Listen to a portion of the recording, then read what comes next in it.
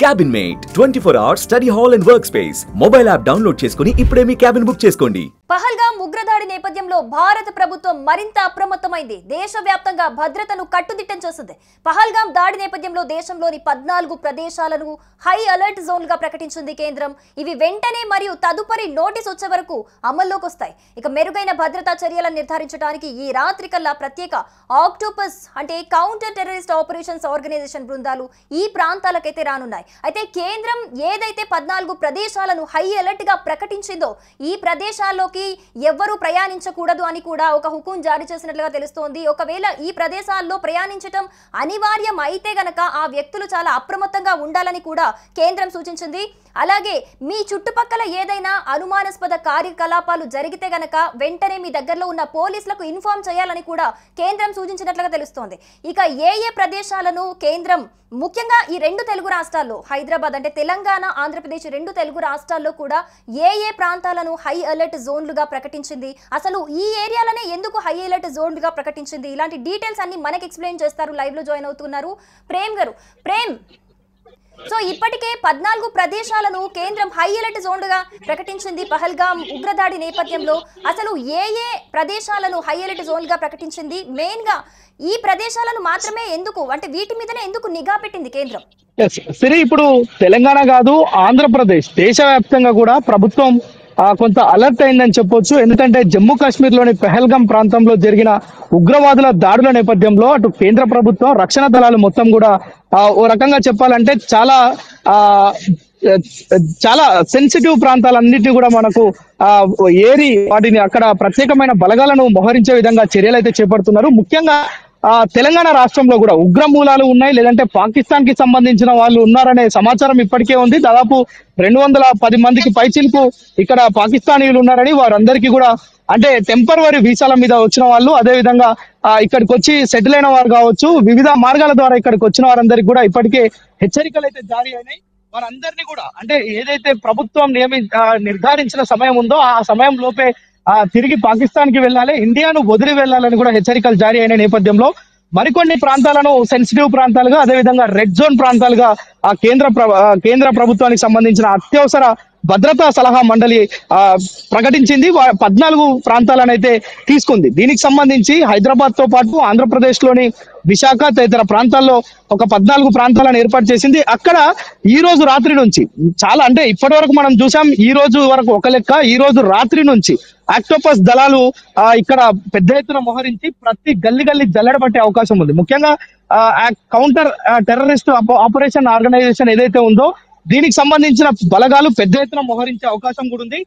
ముఖ్యంగా హైదరాబాద్ ప్రాంతంలో ఉన్న రాజీవ్ ఇంటర్నేషనల్ ఎయిర్పోర్ట్ తో పాటు ఎంజీపీఎస్ బస్ స్టాండ్, దీంతో పాటు అదేవిధంగా తిరుమల, అలిపిరి, విశాఖపట్నం రైల్వే స్టేషన్, అదేవిధంగా రామకృష్ణ బీచ్, వైజాగ్ లోని రామకృష్ణ బీచ్, అదేవిధంగా విజయవాడ రైల్వే స్టేషన్, హైదరాబాద్ లోని కూకట్పల్లితో పాటు Nampally, Mahatma Gandhi bus station, MGBS. ప్రస్తుతం మనం ఇక్కడే ఉన్నాం.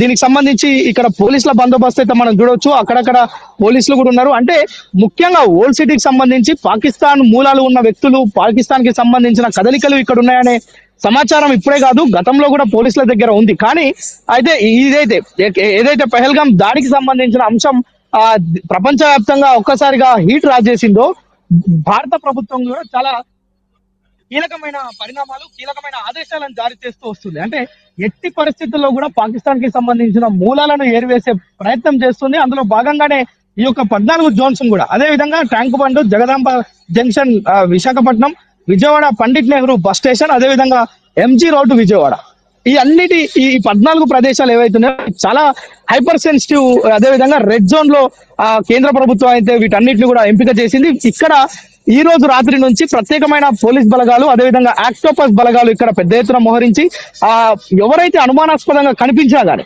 అంటే మనం చూస్తుంటాం వెహికల్ తనిఖీల్లోనే అనుమానాస్పద స్థితిలో ఉంటే వారి పక్కకు తీసుకెళ్లి ఏదైతే లైసెన్స్, ఆర్సీ, బండి నీదేనా కాదా అని ఆరా తీస్తారు. కానీ ఈ రోజు రాత్రి నుంచి ఆక్టోపస్ దళాలు ఏవైతే ఉంటాయో అవి ప్రతి ఒక్కరిని, అనుమానాస్పదంగా కనిపించిన ప్రతి ఒక్కరిని ఈ జోన్లే కాదు ఎక్కడెక్కడైతే ఆక్టోపస్ బృందాలు వస్తాయో అక్కడ మొత్తం కూడా పెద్ద ఎత్తున కార్డన్ సెర్చ్ అని చెప్పొచ్చు రకంగా. అంటే జల్లెడ పట్టే కార్యక్రమాన్ని నిర్వహిస్తారు. అదేవిధంగా ఎలాంటి అవాంఛనీయ సంఘటనలు ఈ ప్రాంతాల్లో ఎలాంటి అవాంఛనీయ సంఘటనలు పోలీసులు క్రౌడ్ ఏరియాస్ మీదనే మెయిన్ గా నిఘా పెట్టినట్టుగా తెలుస్తోంది.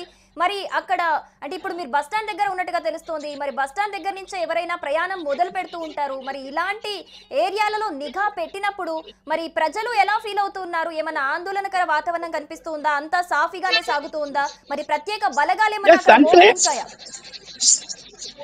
ఎస్, ఈ రోజు రాత్రి అంటే ఇప్పటికే లోకల్ పోలీస్ అయితే పెద్ద ఎత్తున అయితే మోహరించారు. అక్కడక్కడ భద్రతా బలగాలను అయితే ఏర్పాటు చేశారు. అయితే ఇదంతా రెగ్యులర్ గా ఉండేది. అంటే ఏదైతే అనుమానాస్పద స్థితిలో ఉన్న ప్రదేశాలు కావచ్చు, హైపర్ సెన్సిటివ్ ప్రదేశాలు కావచ్చు, అట్ ద సేమ్ టైం ఇప్పుడు కేంద్ర ప్రభుత్వం ప్రకటించిన ఈ రెడ్ జోన్ ప్రాంతాలు 14 ఏవైతే ఉన్నాయో ఇవన్నిటి దగ్గర కూడా పెద్ద ఎత్తున ఆక్టోపస్ బృందాలు అయితే వస్తాయి. అయితే ప్రజలకి ఎలాంటి ఇబ్బంది లేకుండా అదే విధంగా ఎవరైతే అనుమానాస్పద స్థితిలో ఉన్నారో వారందరినీ కూడా విచారించే పరిస్థితి ఉంటుంది. అట్ ద సేమ్ టైం ఎక్కడ ఎలాంటి అవాంఛనీయ సంఘటనలు చోటు చేసుకోకుండా అంటే మనం గతంలో చూసాం, ఏది కూడా మనం చాలా సింపుల్ గా తీసుకునేందుకు లేదు. హైదరాబాద్ సిటీలో కూడా మనం టిఫిన్ బాక్స్ లో దిల్సుఖ్ నగర్ ఘటనకు సంబంధించి టిఫిన్ బాక్స్ లో బాంబులు పెట్టి పేల్చిన ఘటన మనం మర్చిపోలేదు. మొన్ననే వారందరికీ కూడా తెలంగాణ హైకోర్టు వారందరికీ అంటే సుప్రీంకోర్టు వారికి ఉరిశిక్ష కూడా అమలు చేసింది.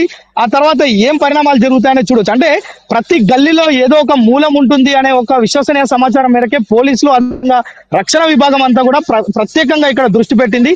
తెలంగాణ డీజీపీ కూడా ప్రత్యేకమైన బృందాలను ఏర్పాటు చేసి అనుమానితులు ఎవరైనా కనిపిస్తే వారిని అదుపులోకి తీసుకుని విచారణ చేయాలని చెప్పి పోలీస్ శాఖ కూడా హెచ్చరించిన పరిస్థితి ఉంది. మరోవైపు ప్రజలకు ఎలాంటి ఇబ్బందులు లేకుండా ఏదైతే 14 ప్రాంతాలు ఉన్నాయో ఇక్కడ కంపల్సరీ ఎవరైనా ప్రయాణించాల్సి వస్తే లేదంటే ఆ ప్రదేశాలను సందర్శించాల్సి వస్తే తగిన జాగ్రత్తలు తీసుకోవాలి.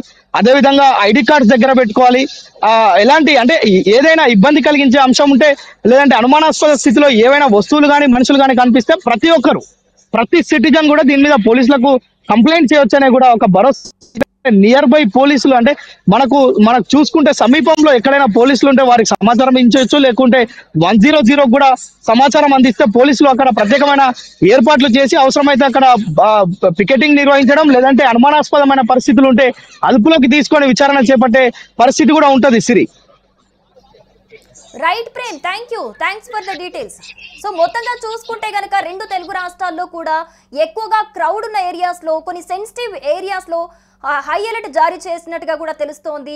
ఈ ఏరియాస్ లో ప్రత్యేక భద్రతా బలగాలు మోహరించినట్టుగా కూడా తెలుస్తోంది. ఈ ఏరియాస్ లో ప్రజలు ఎవరు కూడా ప్రయాణం చెయ్యకూడదు. ఒకవేళ చేసినా కూడా చాలా అప్రమత్తంగా ఉండాలి. మీకు ఎలాంటి ఇబ్బంది ఉన్నా కూడా మీ చుట్టుపక్కల ఉన్న పోలీస్ సిబ్బందికి తెలియజేయాలి అన్నట్టుగా కూడా కేంద్రం ఒక హుకుం జారీ చేసినట్లుగా తెలుస్తోంది. అలాగే ఈ రోజు రాత్రి నుంచే ఆక్టోపస్ దళాలు రంగంలోకి దిగనున్నట్టుగా తెలుస్తోంది. మరి ఏ ప్రాంతాలలో హై అలర్ట్ ప్రకటించారో దీన్ని బట్టి అందరూ కూడా ప్రయాణిస్తే బెటర్ అనే చెప్పుకోవాలి. సుమన్ టీవీలో మీ పర్సనల్ అండ్ బిజినెస్ ప్రమోషన్స్ కోసం కింది నెంబర్కి కాంటాక్ట్ చేయండి.